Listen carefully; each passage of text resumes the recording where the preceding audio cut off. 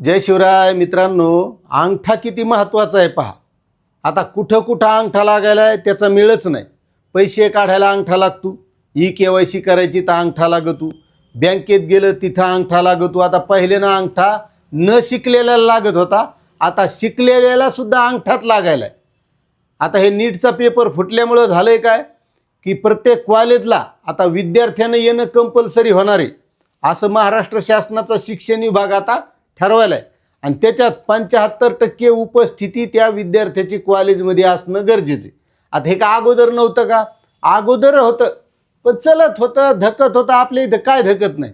आता नीटचा पेपर फुटला, घ्या म्हणले डबल परीक्षा दाखवा, बाकी याशिवाय दुसरं काय होणार आहे. आता 12वीच्या परीक्षेला जर या विद्यार्थ्याला बसायचं असेल तर त्याला कॉलेजला येणं बंधनकारक आहे.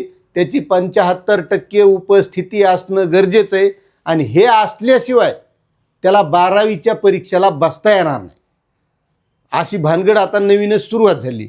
मग आता जे क्लासेसला पोरं गेलेत, त्यानं फी भरलेलेत, पैसे भरलेत, मग आता कॉलेज जर बंधनकारक केलं तर मग आता त्या पैशाचं काय होणार, त्या विद्यार्थ्याचं काय होणार.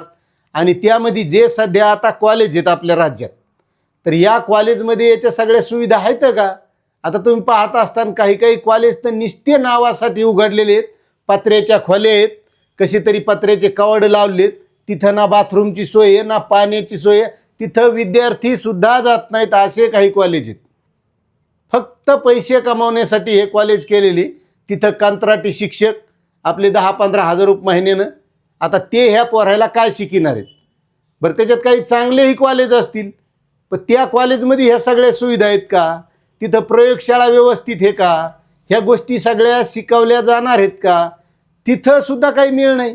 तिथं भले लाखोनं पैसे भरून घेतलेले प्राध्यापक. आता पैसे भरून असल्यावर ते कोणत्या अवस्थेत शिकलेले असते? जर चांगले शिकलेले असते तर ते इतकले पैसे देऊन लागले असते का? बरोबर आहे का नाही? विचार करण्याजोगी गोष्ट आहे का नाही? मग असे काही कॉलेज आहेत की ते पत्र्यात चलत आहेत, कुठंतरी गावाच्या कडी कोपऱ्यात असतात. त्या कॉलेज कोणाला माहीत नसतात, नावाला नुसतं कॉलेज असते. तिथं प्रवेश घ्यायचा, पोरग क्लासेसला नांदेडला, लातूरला, छत्रपती संभाजीनगरला, कुठं पुण्याला, कॉलेज फक्त नावाला. आणि जर असं कंपल्सरी केलं तर त्या कॉलेजमध्ये आज खरंच शिक्षित प्राध्यापक येतं का? ते उद्या काय शिकवणार आहेत? आणि त्यामध्ये जे काही देशात वन नेशन वन एक्झाम, त्यामध्ये नीट आणि JEE ह्या देशात दोन परीक्षा अशा आहेत की पूर्ण देशात एकच घेतल्या जातात. मग आता ह्या परीक्षामध्ये NCERT नुसार अभ्यासक्रम राहतो, इकडं कॉलेजमध्ये स्टेट बोर्डचा अभ्यास आहे. मग खरंच हे शिक्षक त्या NCERTच्या अभ्यासक्रमानुसार ह्या विद्यार्थ्यांना शिकवू शकणार आहेत का? ह्या सगळ्या पालकांना आता चिंता सतवायला लागल्यात.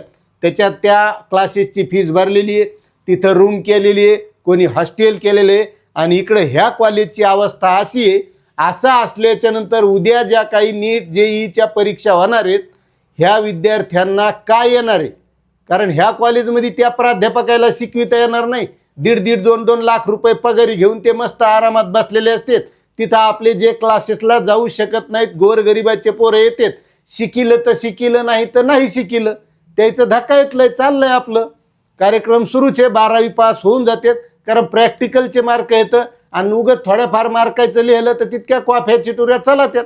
उगं ह्या वर्षी आता परीक्षा थोड्या टाईट झाल्या म्हणून सोडा, नाही तर बाकी असाच कार्यक्रम चालू आहे. फक्त शिकवायचे, पास करायचे आणि पुढं जाऊन बेरोजगारीची भरती करून टाकायची. आणि मग जर आता ह्या 12वीच्या पोरायला अशा परिस्थितीत जर नीट आणि JEE सारख्या परीक्षा द्यायच्या असतील आणि असे कॉलेज असतील तर हे उद्या त्या परीक्षा देऊन डॉक्टर, इंजिनियर चांगले कसे घडणार? हा सगळ्यात मोठा प्रश्न आता देशासमोर उभा राहिला आहे आणि पालकासमोर मोठी चिंता उभी राहिली. आता यावर तुम्हाला काय वाटतं? छानशी कमेंट करा. आणि तुमच्या परिसरातले कॉलेज कसे आहेत तेवढं मात्र सांगायला विसरू नका. बाकी जय हिंद, जय महाराष्ट्र.